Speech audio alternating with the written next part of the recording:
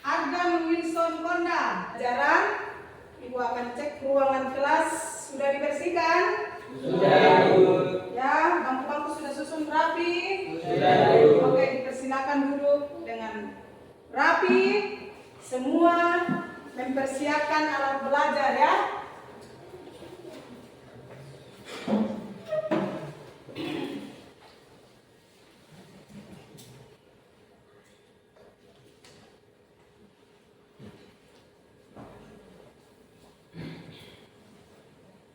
Baik, kita akan memulai pembelajaran kita hari ini dengan doa.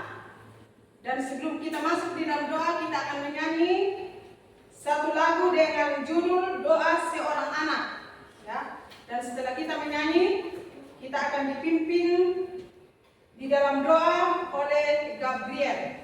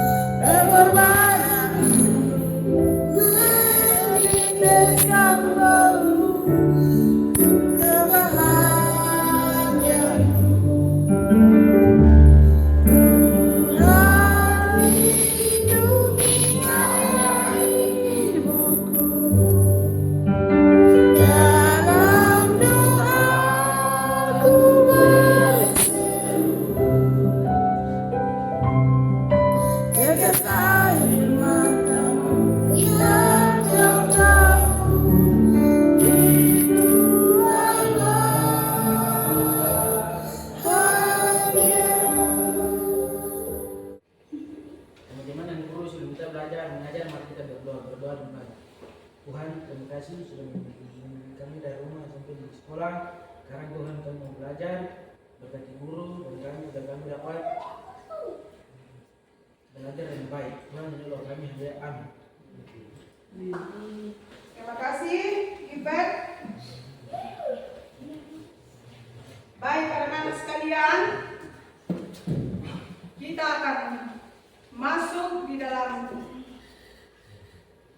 materi pembelajaran kita pada hari ini yang berjudul Orang Tua Adalah Pendidik Utama, dengan tema pembelajaran pesan Alkitab untuk orang tua dan anak.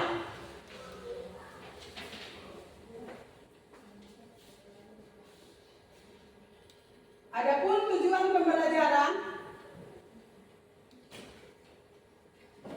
yang pertama, bersyukur karena Tuhan mengatur kelahiran kita melalui orang tua. Yang kedua, mengakui bahwa orang tua adalah pendidik utama. Kemudian yang ketiga, memahami perjuangan orang tua dalam mengasuh setiap anaknya. Yang keempat, mewujudkan kasih sayang dan hormat kepada orang tua sebagaimana yang diperintahkan Tuhan. Oke, pada pertemuan sebelumnya kita sudah belajar tentang apa? Masih ingat kalian? Contohnya seperti apa? 1. Memberikan teladan yang baik. Oke. Yang kedua. Doa keluarga. Oke, yang ketiga. Doa keluarga. Luar biasa, ya. Kalian masih ingat materi minggu yang lalu. Beri aplaus buat kita semua. Baik anak-anak, coba kita perhatikan gambar di depan. Di sini ada 4 gambar keluarga yang berbeda. Gambar pertama tentang apa? Seorang ayah. Ibu dan anak-anak. Oke, baik. Kemudian gambar yang kedua.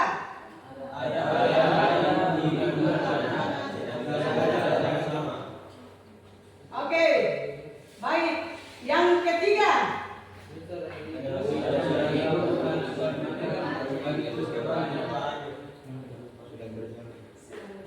Yang keempat.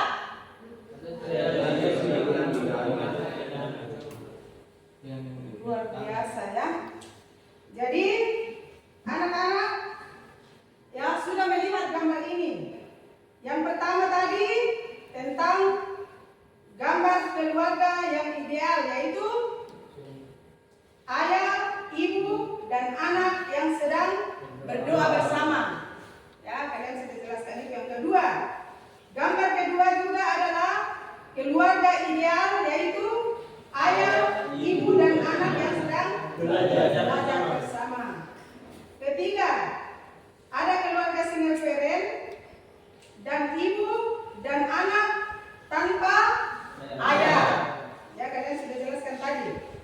Sedang berjalan bersama dengan sang ibu yang memikul beban di kepalanya sambil menuntun anaknya berjalan. Kemudian gambar yang keempat, yaitu keluarga single parent juga. Seorang ibu sedang bersama dengan ketiga anaknya yang digendong, digandeng, ya.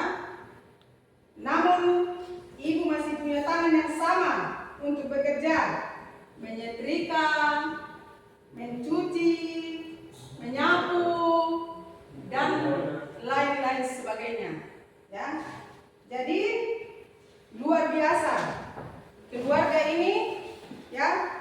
Jadi ada tipe-tipe keluarga.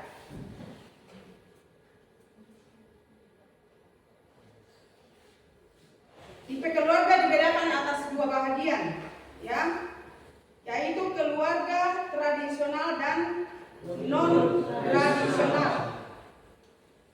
Ya, tipe keluarga tradisional itu pertama keluarga inti yang terdiri dari ayah, ibu, dan anak.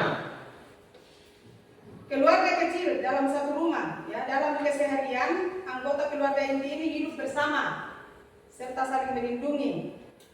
Ya, mereka merupakan bapak ibu dan anak-anak. Kemudian keluarga besar. Keluarga besar ini merupakan gabungan dari beberapa keluarga inti yang bersumbu dari satu keluarga inti. Satu keluarga memiliki beberapa anak. Lalu anak-anaknya menikah dan memiliki anak. Dan kemudian menikah lagi dan memiliki anak pula. Anggota keluarga besar terdiri dari kakek, nenek, paman, tante, dan keponakan, serta saudara sepupu, dan cucu, cicit, dan lain sebagainya. Kemudian keluarga diat, yaitu pasangan inti. Pasangan inti adalah sepasang suami istri yang baru menikah. Ya, mereka membina rumah tangga tetapi belum dikaruniai anak, atau keduanya bersepakat untuk tidak memiliki anak terlebih dahulu. Akan tetapi jika di kemudian hari mereka memiliki anak, maka status tipe keluarga ini menjadi keluarga inti. Kemudian bagian berikutnya, keluarga single parent.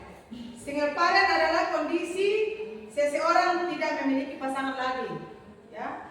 Hal ini biasa disebabkan oleh karena perceraian atau meninggal dunia. Akan tetapi, anak-anak single parent mensyaratkan adanya anak, ya, baik anak kandung maupun anak angkat. Dan jika ia sendirian, maka ia tidak bisa dikatakan sebagai keluarga, meskipun sebelumnya pernah membina sebuah rumah tangga. Kemudian, keluarga single adult, ya, keluarga single adult yaitu pasangan yang mengambil jarak atau berpisah untuk sementara waktu untuk kebutuhan tertentu, misalnya bekerja atau kuliah. Seseorang yang berada di keluarga yang jauh itu kemudian tinggal di rumah kontrakan atau indekos. Ya, orang yang mengambil jarak ini yang kemudian disebut sebagai single adult. Ya, meskipun telah memiliki pasangan di satu tempat, namun ia terhitung single di tempat lain. Nah, itu keluarga tradisional. Kemudian tipe keluarga modern. Ya, tipe keluarga modern yaitu adalah kehidupan seorang ibu bersama anaknya tanpa pernikahan. Nah, anak-anak, apapun tipe-tipe keluarga kita, yang jelas orang tua harus menjalankan fungsinya dengan baik. Oke, sebelum kita masuk di dalam kegiatan inti, kita akan ice breaking. Ice breaking ini melatih anak-anak untuk tetap fokus dan berkonsentrasi. Perintahnya begini. Ibu akan menceritakan sebuah cerita, dan ketika dalam cerita ada kata yang menunjukkan bilangan atau angka, maka anak-anak harus membentuk kelompok sebanyak angka atau bilangan tersebut. Ada sebuah keluarga yang terdiri dari ayah, ibu, dan 5 anak.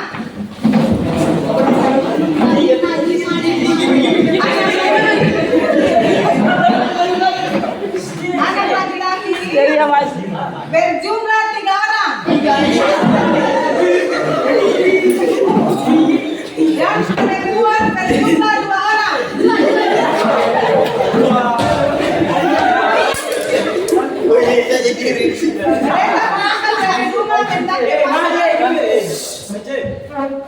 Mereka menggunakan angkot di dalam angkot, bertemulah mereka dengan 4 orang anak.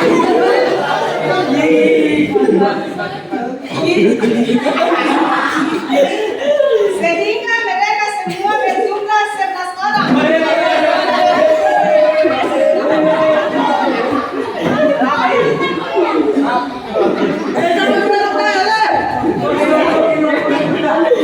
Di antaranya 5 penumpang anak-anak.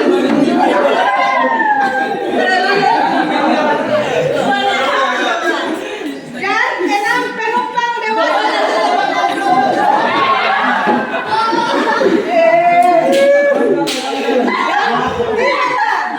Mereka di tempat tujuan baik.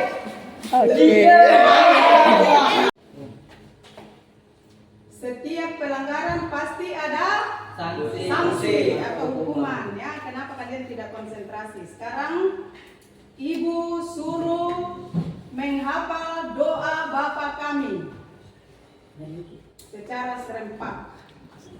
Ya, silakan. 1, dalam keadaan sikap doa, tutup mata dan sebutkan doa Bapa Kami di dalam doa.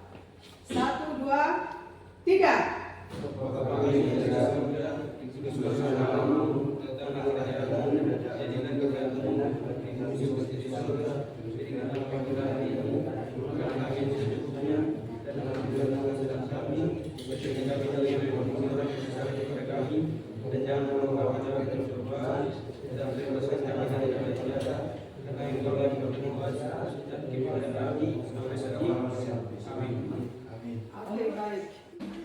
Oke, baik anak-anak, kita akan masuk di dalam kegiatan inti. Kita akan coba melihat bersama puisi yang ada di slide.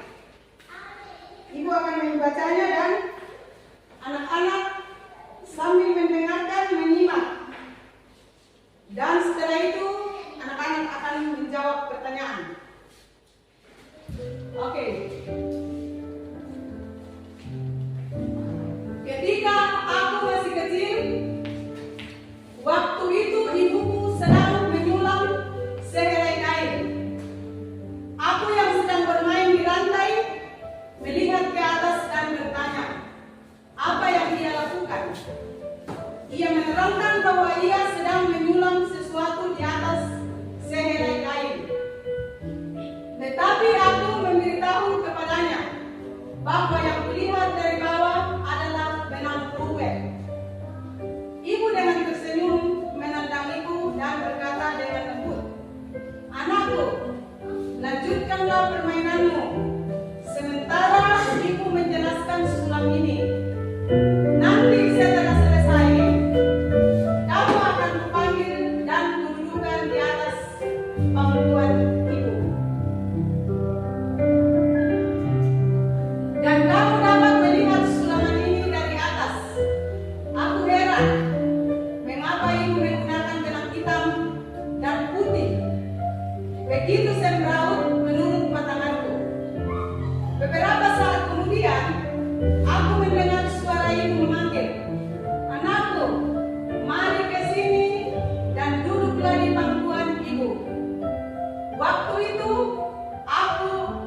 aku lakukan itu, aku heran dan kagum melihat bunga-bunga yang indah dengan latar belakang pemandangan matahari yang sedang terbit. Sungai indah sekali. Aku hampir tidak percaya melihatnya. Karena dari bawah yang aku lihat hanyalah benang-benang yang ruwet. Kemudian ibu berkata, "Anakku, dari bawah memang nampak ruwet dan kacau. Tetapi engkau tidak menyadari bahwa di atas kain ini sudah ada gambar yang direncanakan. Sebuah pola, ibu hanya mengikutinya sekarang. Dengan melihatnya dari atas, kamu dapat melihat keindahan dari apa yang ibu lakukan. Sering selama bertahun-tahun, aku melihat ke atas dan bertanya kepada Allah, 'Allah, apa yang engkau lakukan?' Ia menjawab, 'Aku sedang menyulam kehidupanmu.' Dan aku membantah, 'Tetapi nampaknya hidup ini ruwet. Benang-benangnya banyak yang hitam. Mengapa tidak semuanya memakai warna yang cerah?' Kemudian Allah menjawab, 'Hambaku, kamu teruskan pekerjaanmu dan aku juga menyelesaikan pekerjaanku di bumi. Aku akan memanggilmu ke surga dan mendudukkan kamu di pangkuanku, dan kamu akan melihat rencanaku yang indah dari sisiku.'" Apa pandangan kalian tentang puisi ini?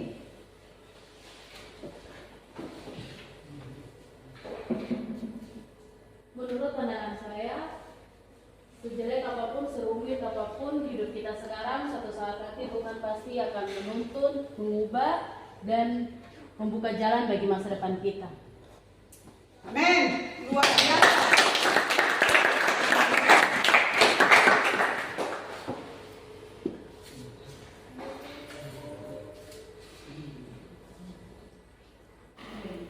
Menurut pandangan saya, Tuhan sudah mengatur apa yang terbaik untuk saya di kesehatan.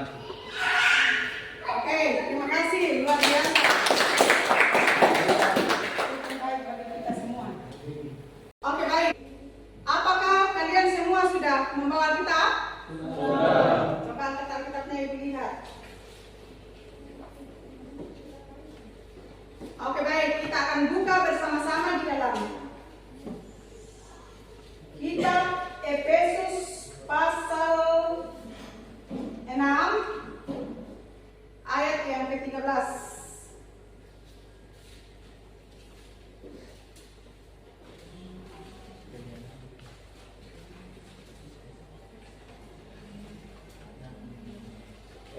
6 ayat yang ke-13. Kita baca bersama-sama. 1, 2, 3. Sebab itu ambillah seluruh perlengkapan senjata Allah supaya kamu dapat menegakkan perlawanan pada hari yang jahat itu dan tetap berdiri sesudah kamu menyelesaikan segala sesuatu. Kita berbaca firman Tuhan. Terima kasih. Oke, baik anak-anak. Ada pesan-pesan Alkitab untuk para orang tua dan juga untuk anak-anak. Nah, kita akan masuk di dalam apa pesan Alkitab terhadap orang tua, ya. Setiap orang lahir karena memiliki orang tua. Artinya, manusia sebagai ciptaan Tuhan hadir sebagai keberadaan. Harap selalu ingat bahwa Tuhan adalah pencipta. Karena itu apapun di dunia ini adalah milik Tuhan, termasuk setiap manusia. Walaupun secara hukum tercatat bahwa anak adalah milik orang tuanya, namun Tuhanlah yang memiliki anak sesuai dengan yang tercatat dalam kitab Yehezkiel pasal 18 ayat 4a yang berbunyi demikian. Sungguh semua jiwa aku punya, baik jiwa ayah maupun jiwa anak aku punya. Itu sebabnya semua tindakan yang dilakukan orang tua kepada anak harus diperhitungkan baik-baik. Apakah memang seturut dengan kehendak Tuhan? Dan harus diakui, ada saja orang tua yang menganggap anak sebagai barang.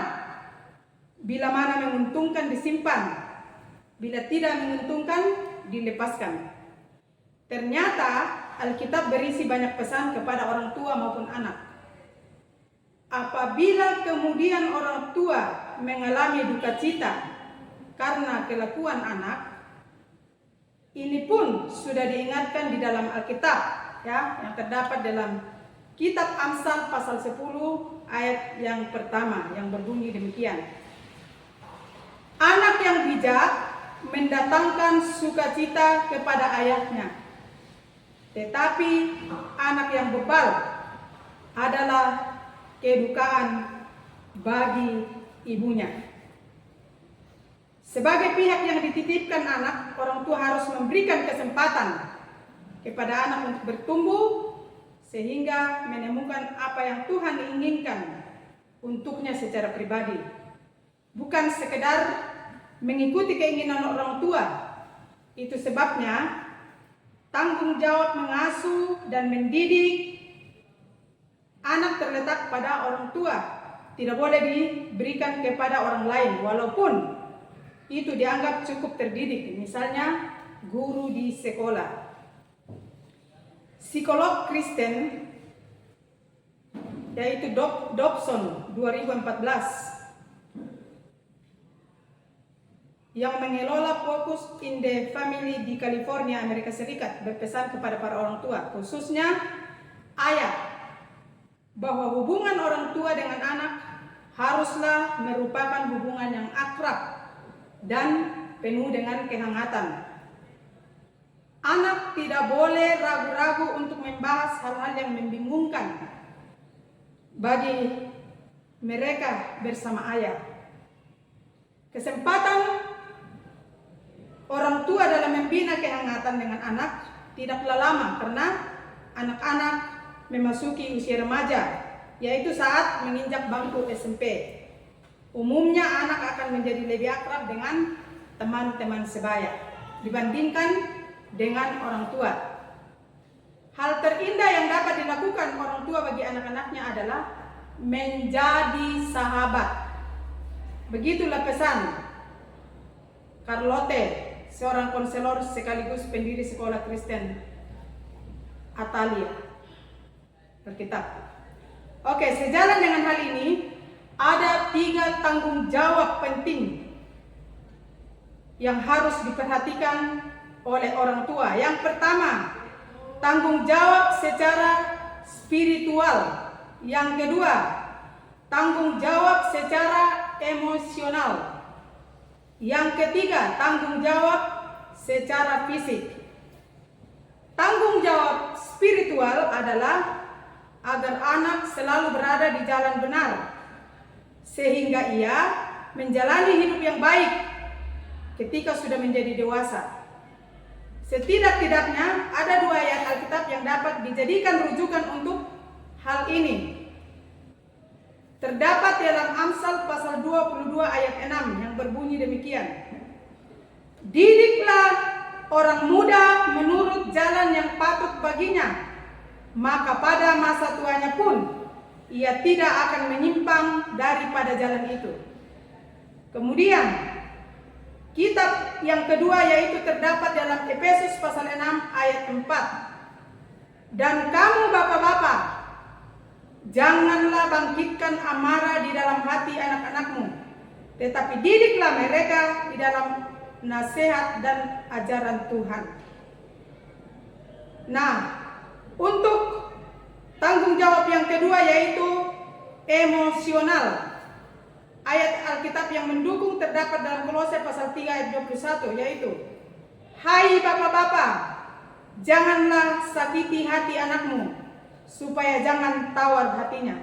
Kepada orang tua ada pesan agar jangan sampai orang tua melakukan hal-hal yang justru membuat anaknya menjadi rendah diri. Hal-hal ini misalnya tidak menghargai usaha anak, menuntut anak untuk lebih baik dari anak-anak yang lain, atau suka membanding-bandingkan anak. Yang ketiga yaitu tanggung jawab secara fisik. Kita dapat temukan dalam Amsal pasal 13 ayat yang ke-22 yang berbunyi demikian. Orang baik meninggalkan warisan bagi anak cucunya, tetapi kekayaan orang berdosa disimpan bagi orang benar. Dan kemudian ayat berikut dalam kitab 1 Timotius pasal 5 ayat yang ke-8 yang berbunyi, tetapi jika ada seorang yang tidak memelihara sanak saudaranya, apalagi seisi rumahnya, orang itu murtad dan lebih buruk dari orang yang tidak beriman. Jadi dengan demikian, orang tua harus mempertimbangkan dengan sangat hati-hati apakah mereka memiliki anak sebanyak-banyaknya, baik itu kemampuan secara finansial, kemampuan mengasihi anak dengan utuh, dan kemampuan untuk mendidik mereka agar terus bertumbuh secara spiritual. Kemudian kita akan masuk di dalam bagian yang kedua mengenai pesan Alkitab untuk anak-anak. Sejak kecil kita sudah sering mendengar tentang 10 hukum Taurat yang kadang-kadang dibaca dalam renungan keluarga bersama, yaitu apa yang kita harus lakukan kepada Tuhan dan sesama manusia. Kita akan membaca apa pesan Alkitab terhadap anak di dalam Keluaran pasal 20 ayat yang ke-12 yang berbunyi demikian. Hormatilah ayahmu dan ibumu, supaya lanjut umurmu di tanah yang diberikan oleh Tuhan Allahmu kepadamu. Dapatkah kita katakan bahwa itu suatu kebetulan? Artinya urutan penempatan tidak memegang peranan penting? Tentu tidak. Ya? Melalui orang tua kita lah kita hadir di dunia ini. Melalui orang tua kita lah kita belajar tentang banyak hal. Mulai dari belajar berjalan, belajar berbicara, belajar melakukan mana yang baik, mana yang tidak baik, mana yang boleh dilakukan, mana yang boleh dihindari, dan lain-lain sebagainya. Di dalam Perjanjian Baru, Rasul Paulus kembali menegaskan perintah ini kepada anak-anak yang terdapat di dalam kitab Efesus pasal 6 ayat 1 sampai ayat yang ketiga yang berbunyi demikian. Hai anak-anak, taatilah orang tuamu di dalam Tuhan, karena haruslah demikian.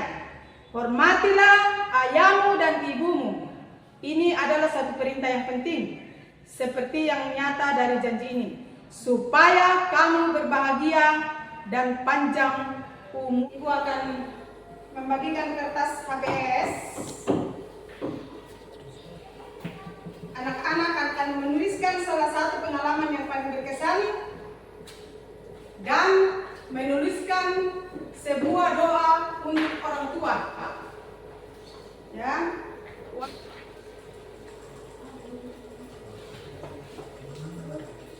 Semua sudah mendapat? Ya, silakan kerja waktu 20 menit. Ya. Tuliskan kesan terhadap kedua orang tua dan tuliskan sebuah doa.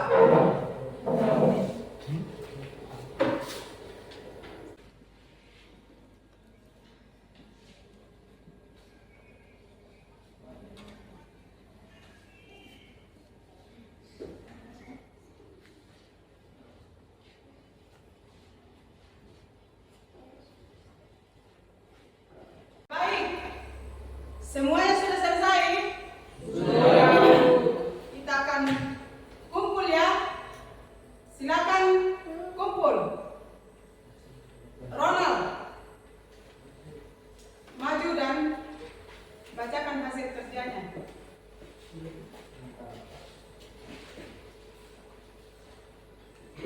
Pengalaman yang paling berkesan bersama orang tua saya, berkumpul bersama keluarga, merayakan Natal dan membantu ibu untuk membuat kue Natal dan berliburan bersama orang tua, adik dan kakak.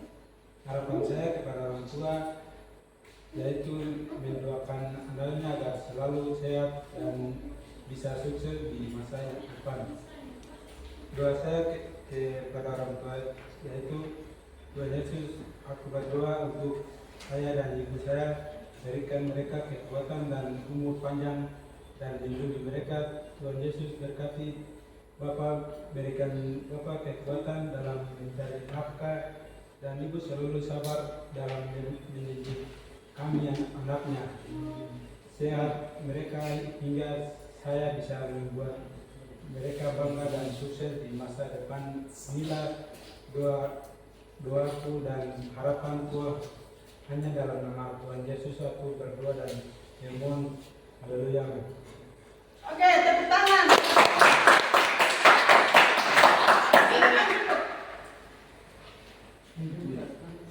Oke, berikutnya William.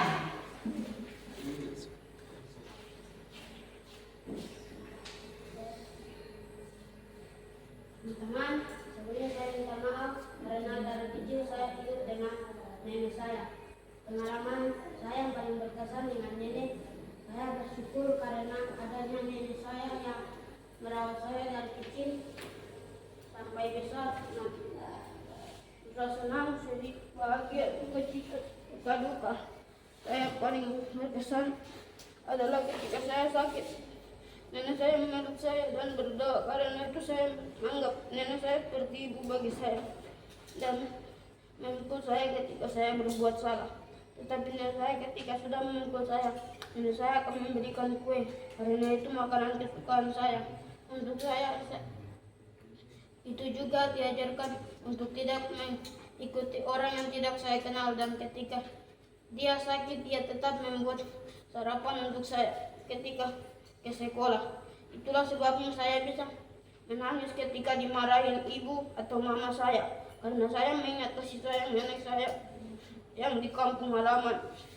Doa saya, semoga nenek diberikan umur yang panjang dan diberikan kesembuhan supaya bisa melihat saya sukses di kemudian hari. Amin.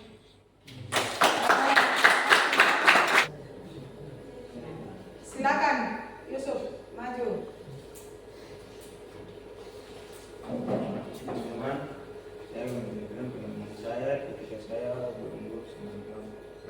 Pengalaman saya dengan orang tua ketika saya di rumah sakit.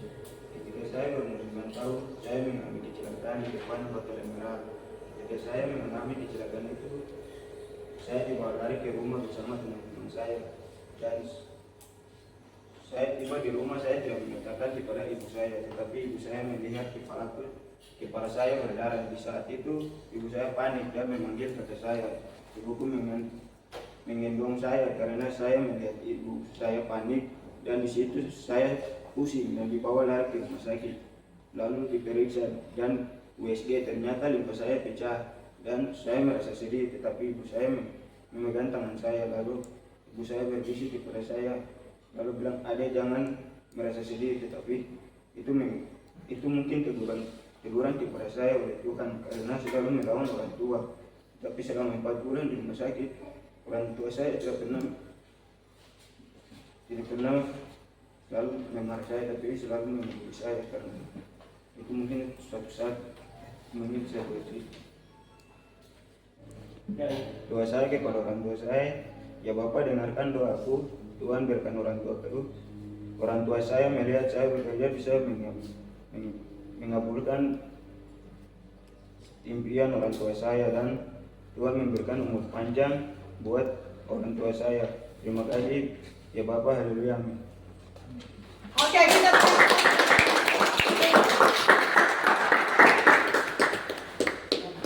Oke, baik. Yang lain silakan kumpul. Silakan, mari kumpulkan.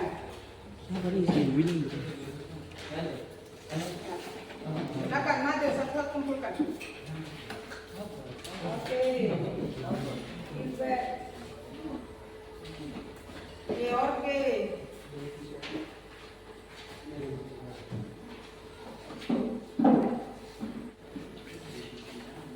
Argan. William.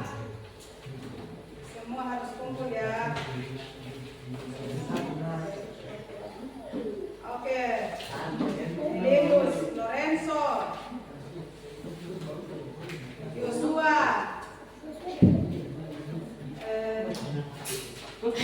Agustinus, Carlo, James, Willem, Aprilia, Ronald. Kegiatan penutup, kita akan memberikan kesimpulan untuk pelajaran kita hari ini. Kita akan masuk ke dalam kesimpulan yang pertama. Siapa yang bisa? Saya Ibu. Nama? Yesaya Ibu. Yesaya, silakan Yesaya. Pesan Alkitab untuk orang tua. Yesaya 18 ayat 4a. Sungguh semua jiwa aku punya, baik jiwa ayah maupun jiwa anak aku punya, dan orang yang berbuat dosa itu yang harus mati. Oke, baik, benar sekali. Oke, luar biasa. Pesan yang kedua, siapa yang bisa? Saya Ibu. Siapa? Gabriel. Oke, Gabriel, silakan. Pesan untuk orang tua. Amsal 10 ayat 1. Anak yang bijak mendatangkan sukacita kepada ayahnya, tetapi anak yang bebal adalah kedukaan bagi ibunya. Oke, hebat, luar biasa. Gabriel. Pesan yang ketiga, siapa? Nugi Ibu. Silakan Nugi. Pesan Alkitab untuk anak. Hormatilah ayahmu dan ibumu supaya lanjut umurmu di tanah yang diberikan Tuhan Allahmu kepadamu. Keluaran 20 ayat 12. Oke, luar biasa. Kemudian pesan yang keempat, siapa? Saya Ibu. Siapa? Joshua Dika. Oke, silakan Joshua.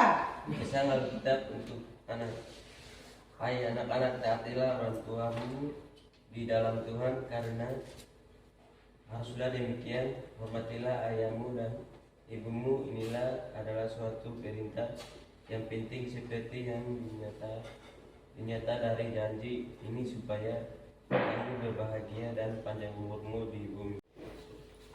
Oke. Ada lagi? Silakan. Siapa? Ibu. Oke, Ebro, silakan. Ada tipe-tipe keluarga, yaitu keluarga tradisional dan keluarga non tradisional. Oke, semuanya hebat, luar biasa. Terima kasih semua. Oke, baik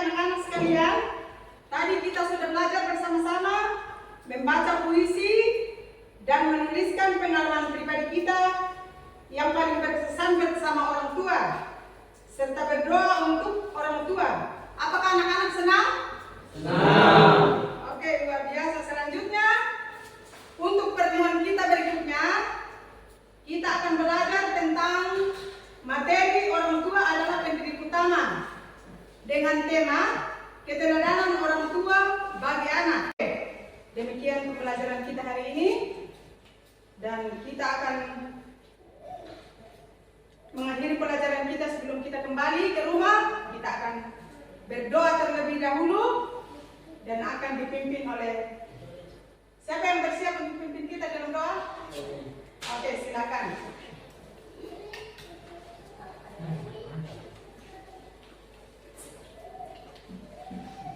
Mari teman-teman, sebelum kita pulang, mari kita bersatu dalam doa. Berdoa baik. Yesus, terima kasih sudah mendidik kami dari awal proses pembelajaran hingga pada akhirnya, dan semoga kita pulang ke rumah masing-masing. Kiranya Engkau mendidik kami, melindungi kami, hingga tiba dengan selamat sampai di rumah masing-masing. Dan Yesus doakan kami. Amin. Terima kasih. Selamat pagi anak-anak sekalian.